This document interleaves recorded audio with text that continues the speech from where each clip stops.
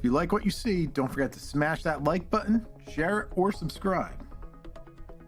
For all the latest Atlas info, sign up for our newsletter, shop.atlasrr.com. And don't forget to follow us on social media on Facebook, Twitter, Instagram, and YouTube. And most importantly, enjoy the show.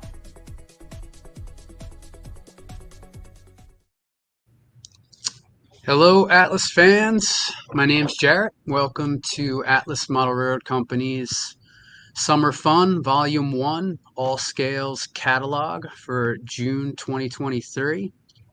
Let's jump right in.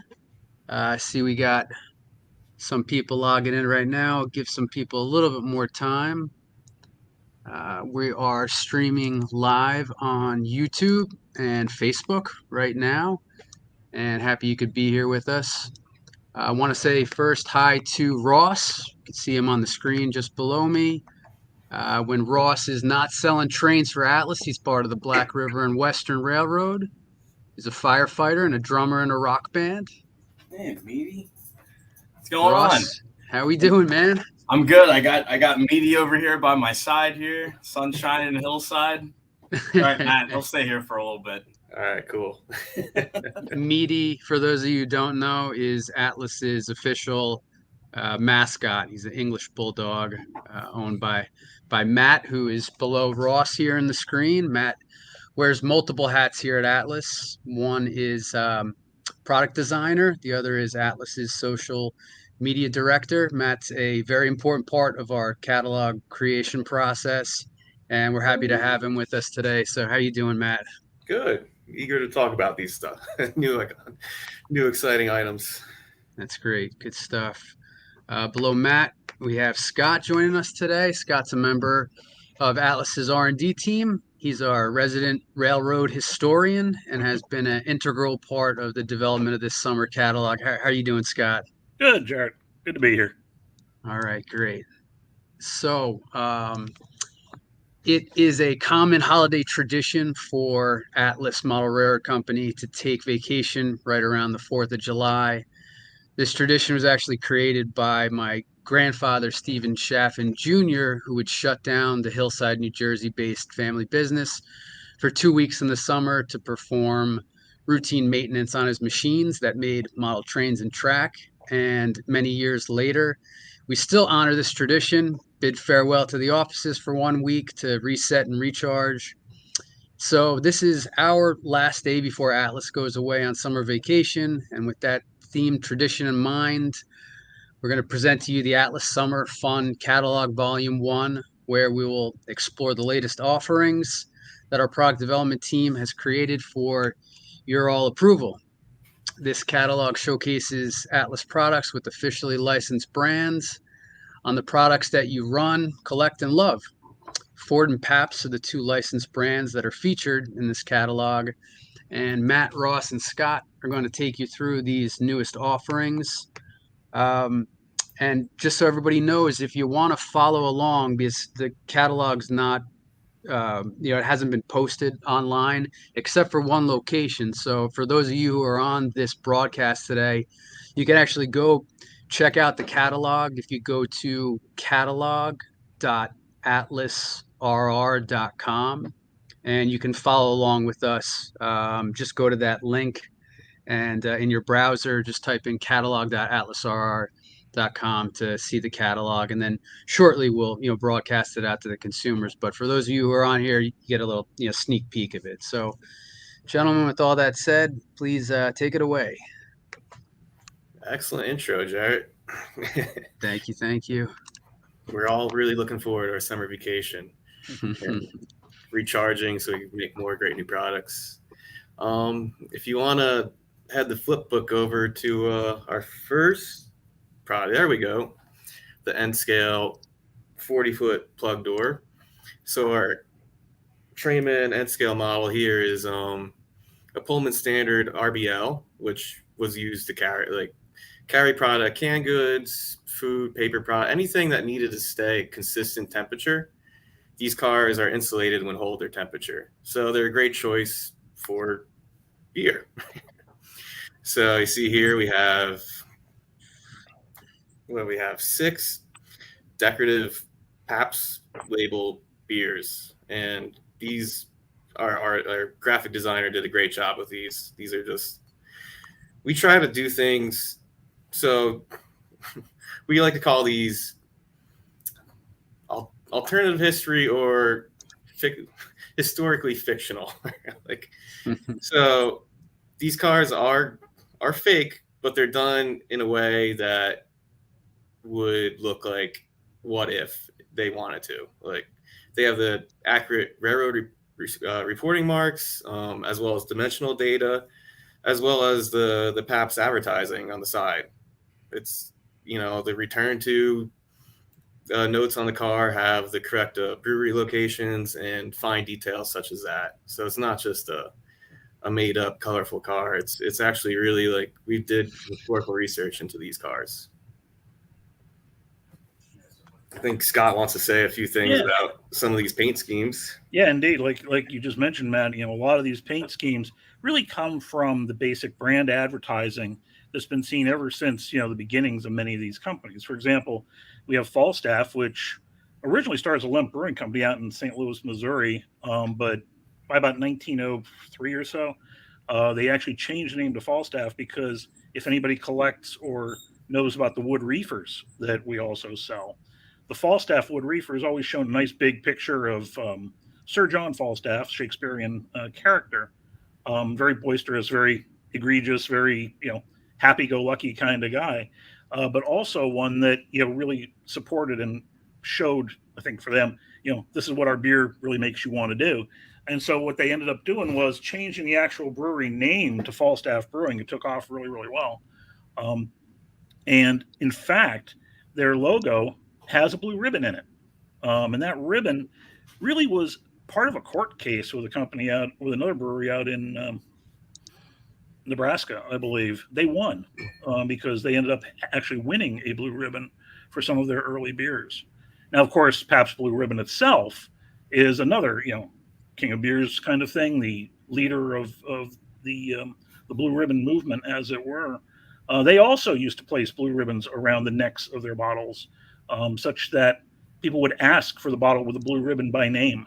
And that little bit of marketing really, really went a long way for Pabst products. And it's kind of interesting that both Falstaff, who came into the Pabst products around 1999, and the PBR both share the same kind of background in terms of fighting for their trademark or that blue ribbon. That's really cool. I didn't know that bit of history. And it's kind of ironic that Falstaff is now under the Pabst label. Yeah. That's really cool. Yeah, so that's our selection of N scale. We have these out also in HO and O, but we'll talk about more of those later in the catalog. So, Jared, if you want to move on to our next car. So this is a master car. Some of you may recognize these as our BX 177 Santa Fe specific box cars. These cars, they're appropriate for beer road names because Santa Fe built these cars to haul beer. They have a bunch of breweries on their West Coast routes, and they wanted to dedicate, instead of going to a car builder like ACF or Pullman Standard, these are so specialized, they built them in their Topeka shops.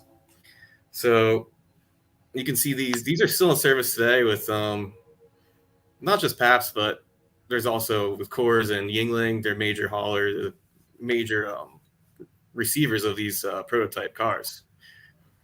So what we did is we took, because per FAR rules, there's no billboards allowed anymore on boxcar, especially beer, because people will just break in and steal it all too. So a lot of these schemes are based on tractor trailers. So most of them are, which is pretty cool. And then, like, I worked on these cars and I gave them appropriate COTS panels per dates and per region.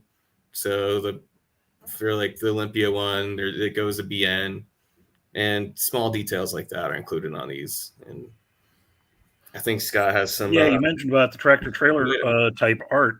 That Schaefer car that you see down the bottom, that design was used pretty much on all of the local brewery trucks that Schaefer had from about the mid 60s until, I can't remember when they stopped using it. But brewery originally started in New York City and ended up moving to Brooklyn pretty much in the 20s, where it really was perhaps the largest sponsor of the Brooklyn Dodgers until, of course, 1957, when they moved out of New York or out of Brooklyn. Not the brewery, but the team. They had a wonderful little display at Ebbets Field where their sign actually, if the scorer called for a hit, the H in Schaefer would light up. If the runner reached on error, the first E in Schaefer would light up. And so they were very, very involved in investing really in local sports, as well as putting out a beer pretty much for the entire East Coast. Their distribution network was great, considering, where they were located, right in Brooklyn.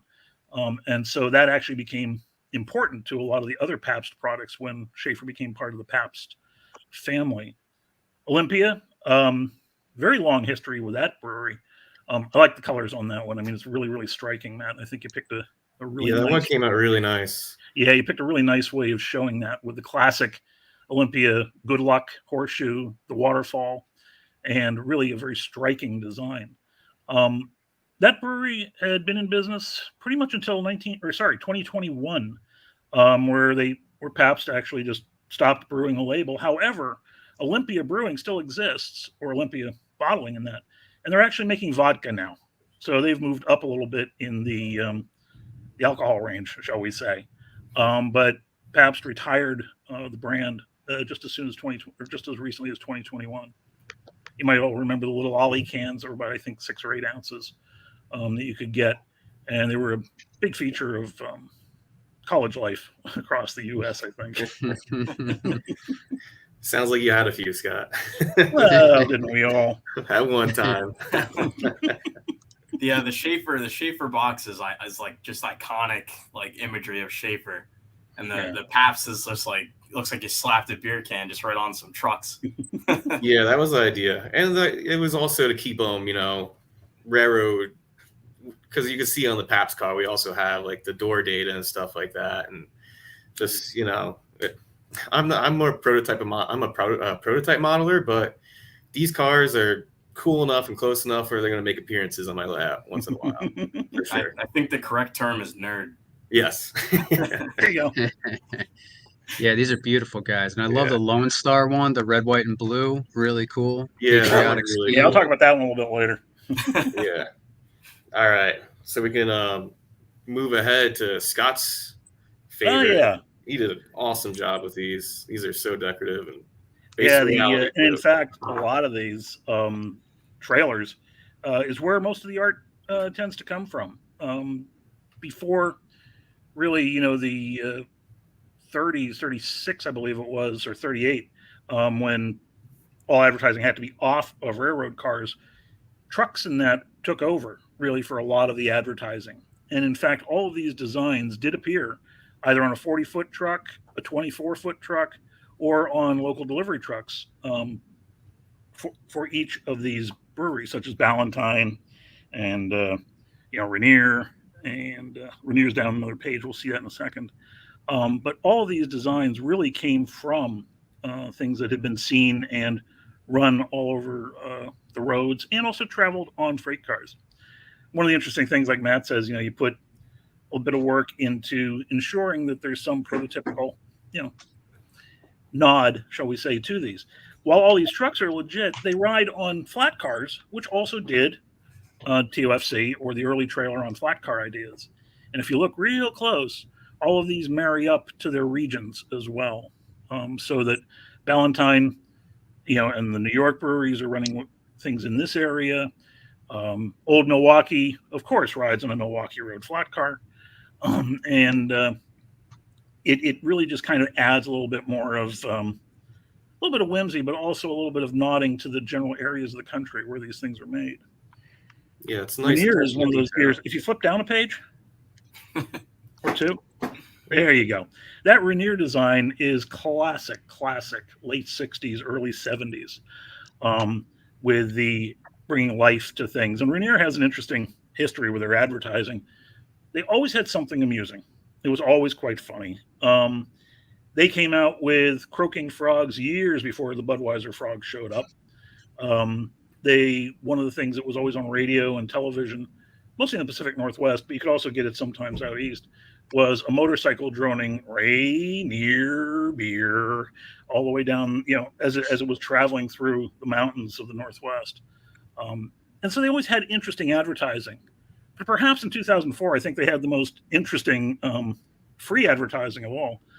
When a group of campers were out in the woods, had, of course, their cooler and their beers and everything else, and they had 36 Rainiers and a bunch of Busch, and they were sitting there one night, and the black bear comes out of the woods, finds the cooler, of course, opens and drinks every single can of Rainier beer, and left the Busch. Would not touch the Busch beer at all. Needless to say, I think Rainier made an awful lot out of that little escapade within that area. But they always tended to have something of an interesting way of looking at advertising. It's a bear of discriminating taste. Indeed. Very picky. The Conrail flat with a just generic trailer that says beer on it. To the point, huh? Can you think of any more generic railroad than Conrail? Yeah. No, that was awesome. Yeah. And I like that we continue to do the generic beer. Like, it's just fun. Those are great looking flats. Yeah, late 70s were an interesting time.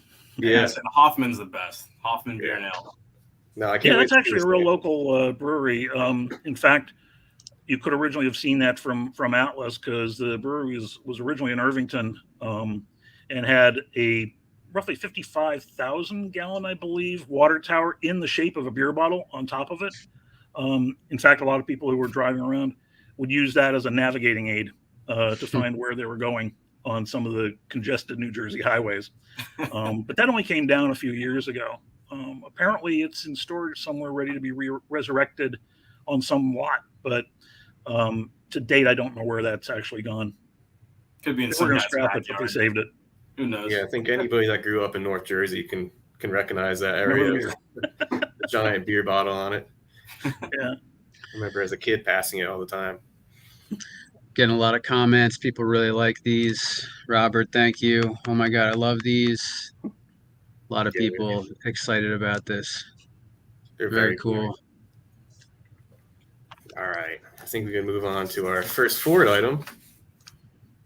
Yes, the Fairmonts. The also within about the same era. We're talking about 1978. And in our last All Scales catalog, we had released the sedans. Now we've brought out the station wagons again. By popular demand, a lot of the same colors, but we've also introduced two new colors that were in the books for 1978, but had never been made before: the metallic silver and the dark Cordovan brown. These were the Cordovan brown was available as an option as a 77 carryover into the 78 run, and the silver was usually paired up with a black, but a separate black band, but that was usually only on some of the higher run cars that Ford made. So it was not just the Fairmont, but the Fairmont derivatives. But the silver did make it actually onto a number of those cars. Yeah, these Fairmonts are sweet because not just for guys who model the late 70s and 80s, but also these hung out till the 90s, early 2000s. You can still see them in parking lots and stuff. Oh, yeah. So they're generic enough to use pretty much for any era after 78. Yeah, very nice. And I'm always impressed with your Ford knowledge of their paint codes and colors. And yeah, and the nice thing is you can actually, if you do happen to own one of these relics, you can actually get touch-up codes or touch-up paints. And when you find the color codes for these, they still do make touch-up paint for these, which is one of the places where we actually get our proper color information based on the Ford documents, but then also to the companies that make appropriate paint for touch-up and operations. So we do go to that extra mile to make sure that it actually matches up. Very authentic. Yeah. Atlas Ford Fairmonts. Probably give you a funny look if you ask for Cordovan. They're like, what is that? Like 8N.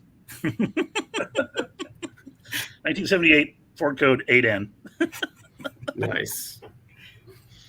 All right, let's go. Let's go to HO scale now. So here we see the same offerings as N scale, but the prototype itself is slightly different. The N scale one's a Pullman Standard, or HO is an ACF car. But the more important thing on here is the beautiful paint schemes, and I think you have some more info you wanted to share with us, Scott, about. Sure. Yeah. I mean, you were talking about that plain old generic beer trailer. Rumor has it that beer, at least in some areas, was nothing more than Lucky Lager repackaged. And General Brewing, who was the guys who were doing Lucky Lager at the time, never said yes or never said no. However, Lucky Lager itself, interestingly enough, their designs, the big red X with the age-dated information, won awards many, many, many years ago from the design institutes and everything else for being in the new area of industrial design and industrial advertising as being one of these logos that won several different forward-looking design awards back in the 1930s. They were also one of the first breweries ever to put the date of the beer on there. So the old born on dates that we've heard of in the 80s, Lucky Lager was doing that back in the 30s. And they were actually pretty much a leader in a lot of the things. Perhaps this is the farthest west beer we had, because originally it was brewed in San Francisco. But interestingly on that, Lucky still is being brewed today. It never stopped brewing because there was a agreement between Pabst and or General Brewing and Labatt's in Canada. And it is still being brewed, though not in Vancouver Island as it originally was, but it's still being brewed by Labatt, and Pabst themselves brought back out the formula in 2019 and has essentially had a rebirth of this brand on the West Coast, currently being made by 21st Amendment Brewing Company out in the Bay Area. So Lucky is a very lucky beer. It's still hanging in there, as it were. One beer that isn't quite so lucky anymore is Pearl. That really, really nice cream-colored design down on the right there. That scheme looks amazing on that car. It's a great scheme on it. It is perfect. Yeah, really authentic looking. Yeah. You could put that in from pretty much any year that Pearl was out there. That was pretty much San Antonio. The brewery there had been around pretty much forever, and of all the breweries, Pearl itself survived Prohibition. Interestingly, it was a real big competitor to Lone Star, who we'll hear about in a little bit. But rather than shut down during Prohibition, what they actually did was they renamed themselves into Alamo Industries, made a near beer because they could, ran a soda bottling line, a dry cleaning business, an auto repair shop, advertising, and they even made ice cream during Prohibition. This enabled companies to stay afloat, and it also pretty much allowed them to brew real beer underneath all these other businesses, because rumor has it that when Prohibition ended at midnight on September 15th, 1933, 25 reefer cars and 100 trucks were immediately left the facility full of real beer to be sold around not only the San Antonio area, but across the world, because they did have access directly to the SP and UP yards. Pearl themselves also owned and or was a primary investor in Texas Transportation Corporation, TT. It's on the flat car, not TTX, but Texas Transport, which was a 1.5 mile railroad, electrified, which primary business was to shuttle cars back and forth between Pearl and the interchange with SP and UP. From day one, however, that yard or that road was also shared by Lone Star. And so the two fiercest competitors in Texas brewing actually shared a railroad. And I think the railroad shut down about 2001, 2002 when the Pearl Brewery in San Antonio shut down. It's still being brewed, but it's in Fort Worth now under contract brewing. Again, part of the Pabst family. That's kind of similar to our the next cars we're going to talk about, the BX 177s again in HO scale now, and you were talking about Fort Worth and being pawned off, and that kind of falls under Lone Star too. Indeed, yeah. Lone Star again was one of the biggest competitors to Pearl, and they self-proclaimed themselves the national beer of Texas. Starting about 1884 as the Alamo Brewing Company of San Antonio, and this company was purchased by none other than Anheuser-Busch by 1895. Figures. Bush himself bought the company. They closed down, of course, because of Prohibition, but a new one kind of got in on a different site called Sabinus Brewing, and it took on the Lone Star name in about 1940 with that beer specifically. I think they were actually purchased in '76 by Olympia in Washington, and Stroh's, actually, we'll talk about at the end of this, bought that whole conglomerate in 1996. So at that point in '96, the brewing went to Longview, Texas. And strangely enough, when Stroh became part of the Pabst Brewing Company, the weirdest twist of fate occurred. Pabst was interested in revitalizing what was going on in San Antonio. So it brought Lone Star back to its home in San Antonio into the original Pearl Brewing Brewery. Until that was found to not be able to handle the volume and anything else. And so they shut that facility down, I believe, as I said, 2001. And now it's all off in Fort Worth under contract brewing. I think Miller does it for Pabst, but it's under a contract brewer now. But it's still the same recipe, still made right in Texas. Still considers itself to be the national beer of Texas. Yeah, they have some great advertising. Yeah, they do. And I like the Texas flag design that you picked for that car. That really is impressive. Yeah, that's what we tried to go for. It kind of worked out. Yeah, it looks great. It looks really nice. Now these BX 177s, they're still in service, right? They are. Right.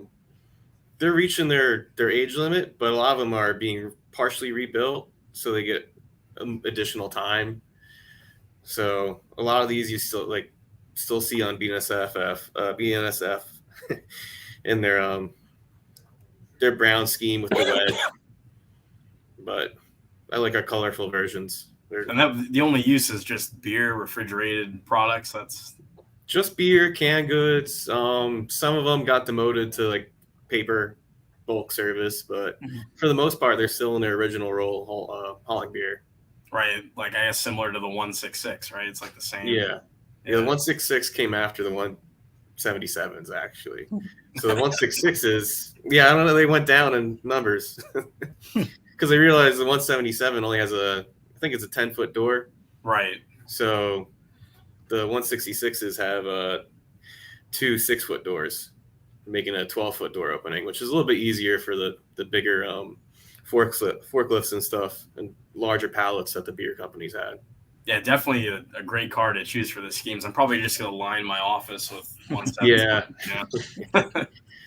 Yeah, they're ultra cool. And speaking of ultra cool, we have an all-new announcement from our River Point Station acquisition. The real point of this catalog. Yeah, the exciting new tool of the catalog. We got the HO River Point Station former tooling shown here. I'll let Scott take it over. Sure. These are from the 2008 through 2010 styling from Ford, and they represent part of as we say, the River Point Station tooling. These are the F350s, which were pretty much used as luxury family trucks, heavily used by contractors and anybody needing to haul an awful lot of tonnage behind them, as well as police departments, fire departments, and that, because they could be converted relatively quickly into a variety of different uses, just based on the way the truck was built. There were like 3 different bed lengths, a couple of different cab styles.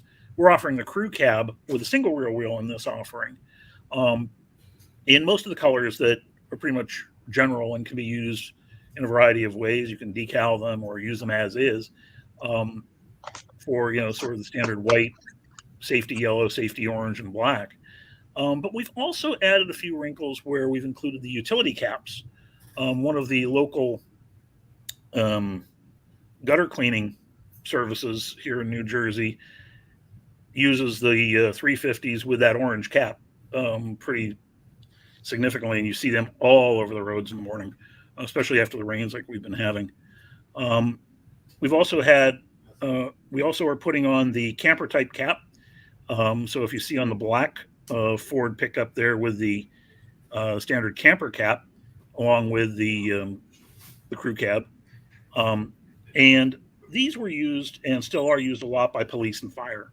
They're large enough to handle, incident type responses, as well as being able to creep up behind you, turn the lights on, and pull you over because you don't think that big Ford behind you is a cop.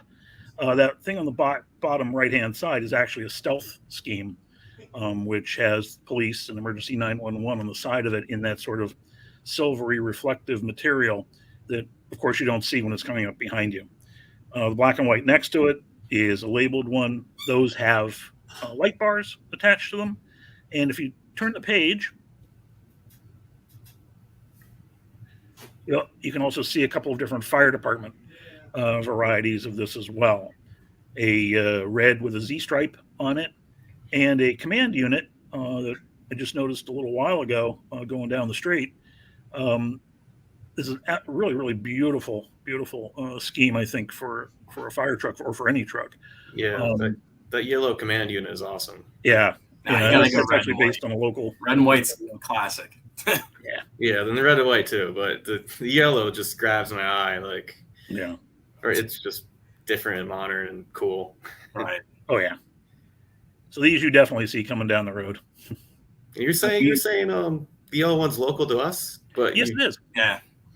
It's actually one of the local fire department, not here local, but within New Jersey. It's one of the local fire department's chief's unit. Yeah.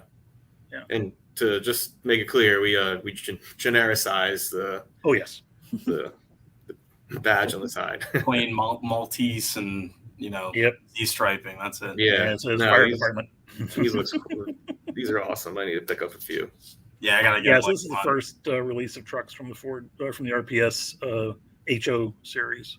Yeah, and that stealth truck, the stealth police car truck. That's down on the bottom right.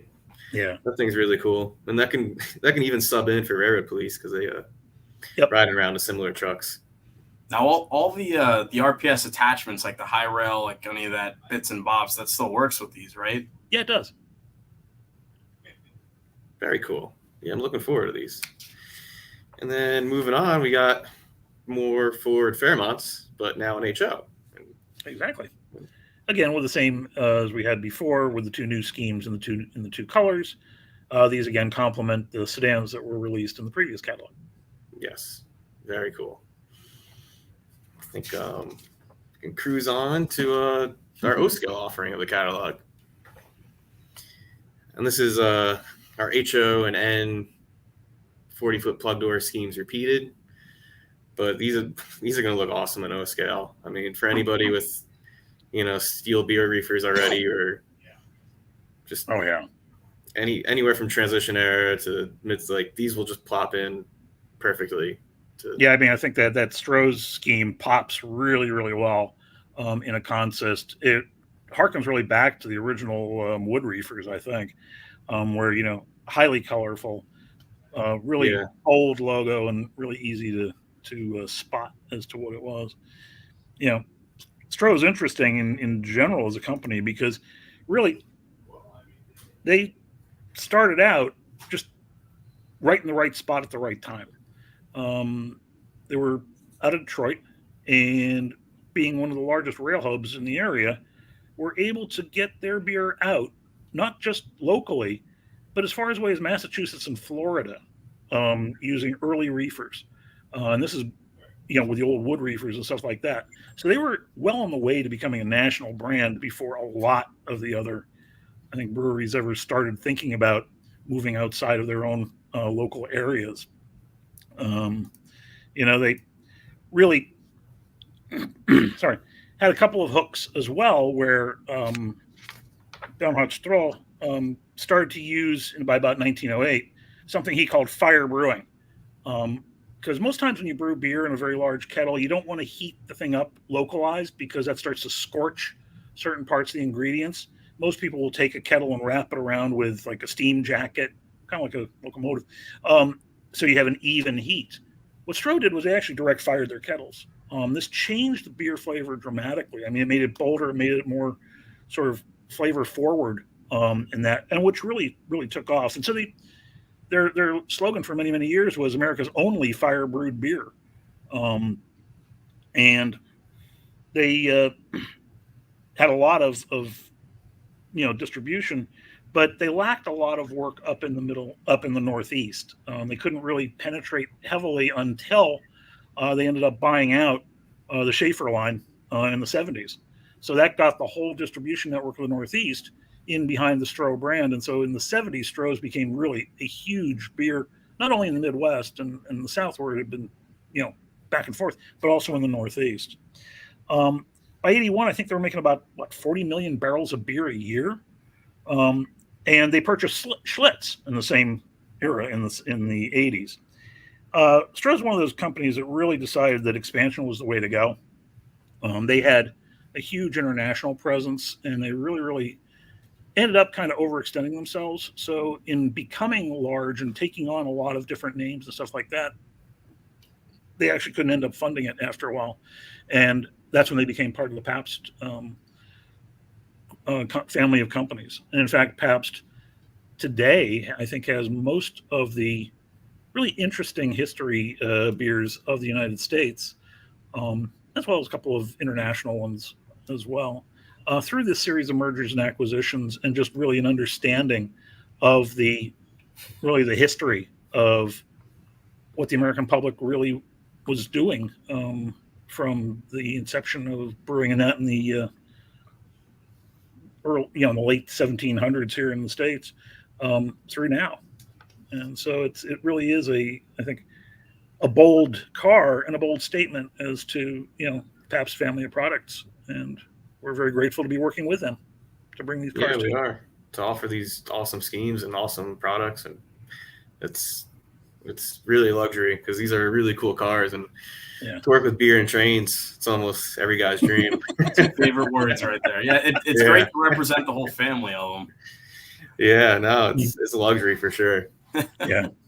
Nope. And then to wrap up the catalog, we have some in-stock offerings on our last page. We have plenty of Middlesex manufacturing kits in stock right now, which with a little bit of craftsmanship, you can add your own beer logo to that and make it an awesome beer distribution center or something along like that. Yeah, same with the farm dairy kit. Honestly, it's very easy to make a quick sign. You got yourself a brewery. And then same thing with refreshments. It's a little mini bar if you wanted to be. Yeah, so you can, as well as the roadside restaurant kit. It's easy. Good Roadhouse easy places for beer. Very cool. And then on it gets even more beer specific on our last page. We got the 3D printed coolers as well as 3D printed styrofoam coolers, which are pretty cool for your little picnicking figures.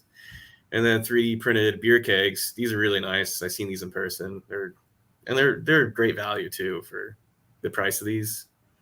They're just really cool details to add to your layout. And as well as we have some pint glasses left in stock, and I think I got one behind me. Yeah, we all have them.